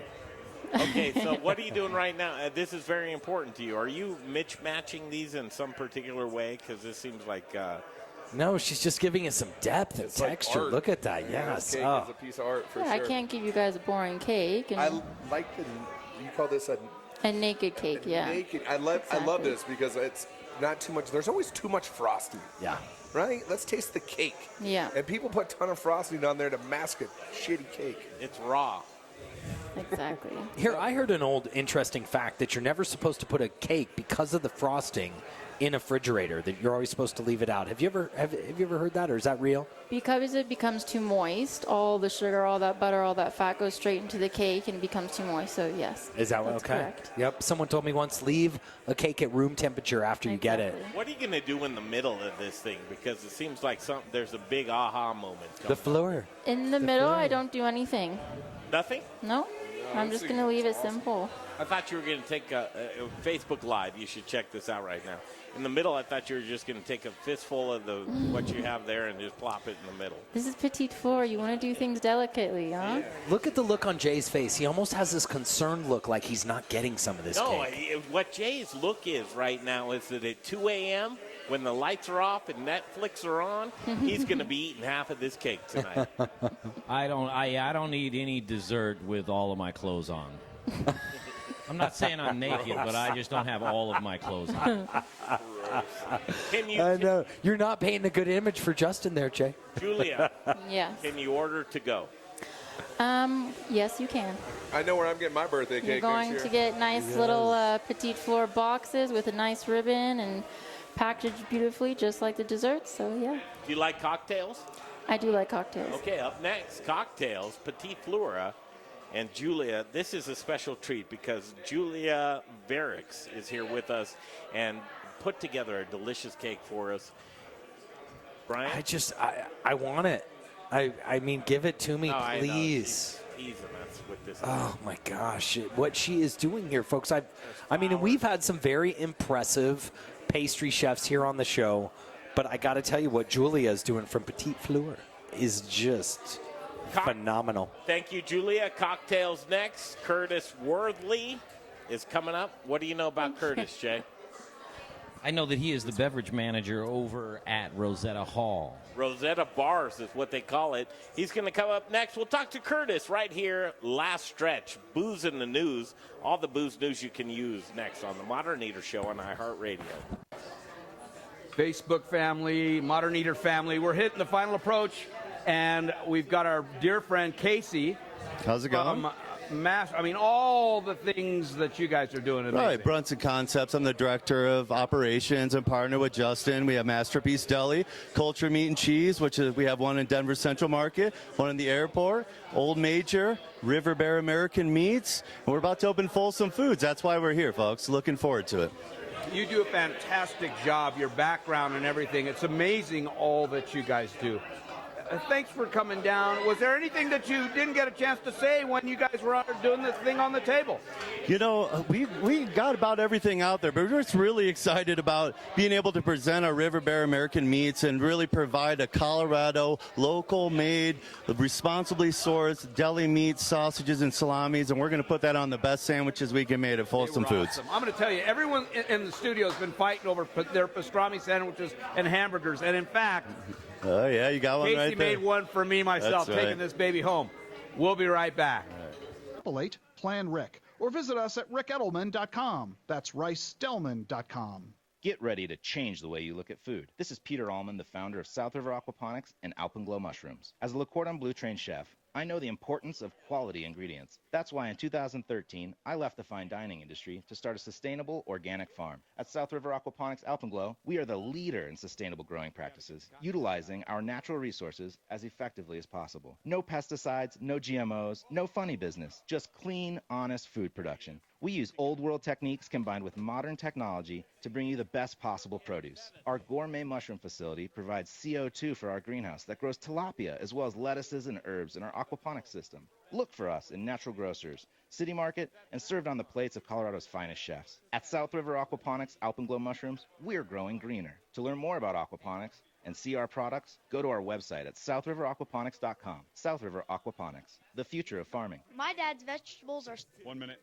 Can't live without him. Hey, Colorado chefs. Brian Freeman with Growers Organic and the Modern Eater Talk Show. Do you care about where your food comes from? I do. Do you want loyalty from customers who care about that as well? I can help by providing top quality organic produce with reliable delivery, knowledgeable sales team who genuinely care about how food is grown, transported, and served. Chefs, Growers Organic will ensure you have excellent ingredients for your next James Beard dinner, your nightly specials, or your regular menu items. Join the organic revolution and go organic with Growers Organic. Look us up online at growersorganic.com. Hey, chef friends, it's Little Rich here from Rockalitas, known for hyperlocal, innovative, and healthy tortillas and chips, served by Colorado's top chefs, and that's why we only use Colorado Mills sunflower oil. If you too want to serve the healthiest, most vibrant tasting foods, you must use Colorado Mills. Colorado Mills is hyperlocal, Colorado grown, cold pressed in Lamar, Colorado. Whether you bake, fry, or saute, get your Colorado Mills today. Available through Shamrock, Growers Organic, and Don Foods. For the best oil in the business, use Colorado Mills.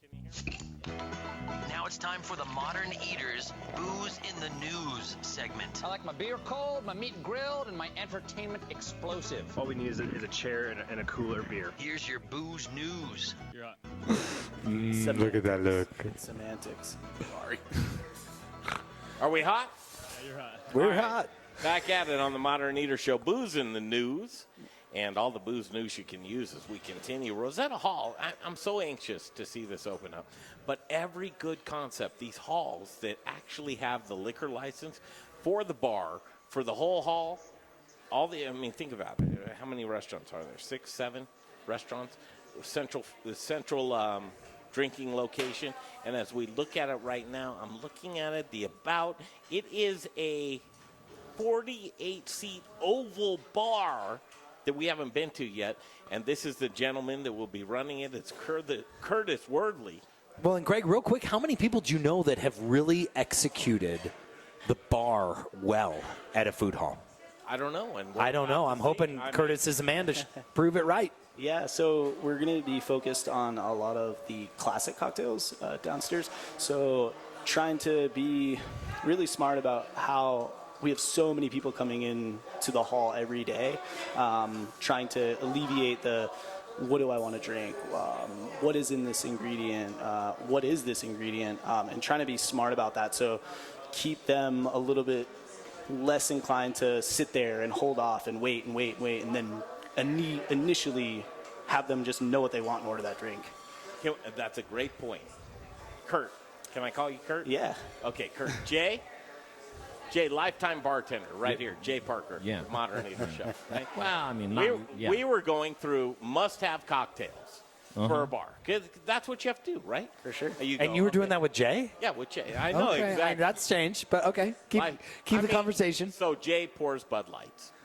All day, every day. You want a Bud Light, you want a Coors Light, Jay's got it. Hey, Kurt, like we say in the business, vodka pays the bills. Like, that's the one thing that they say. Listen, I'm not a cocktail guy, but I make stuff, Number one drink you should have and do well at a bar, old-fashioned. Am I wrong or right?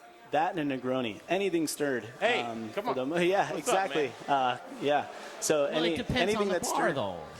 No, a sports bar, you don't have to make a good Negroni because I've never even heard that word in a sports bar. The tough thing about going into the one thing about going into a bar and knowing if they make a good drink is if you ask them for a Negroni and then they shake it. You're like, whoa. Yeah, but okay, Jay, let's pretend right. You're with a cocktail program. Okay. So you're starting out with our cocktail program. Justin, what's your number one drink you want on I'm your an old-fashioned kid. I like whiskey. You have to have an great old-fashioned. Yep, 100%. Beyond that, so I threw something out at Jay, and he said, nobody knows what you're old, Greg.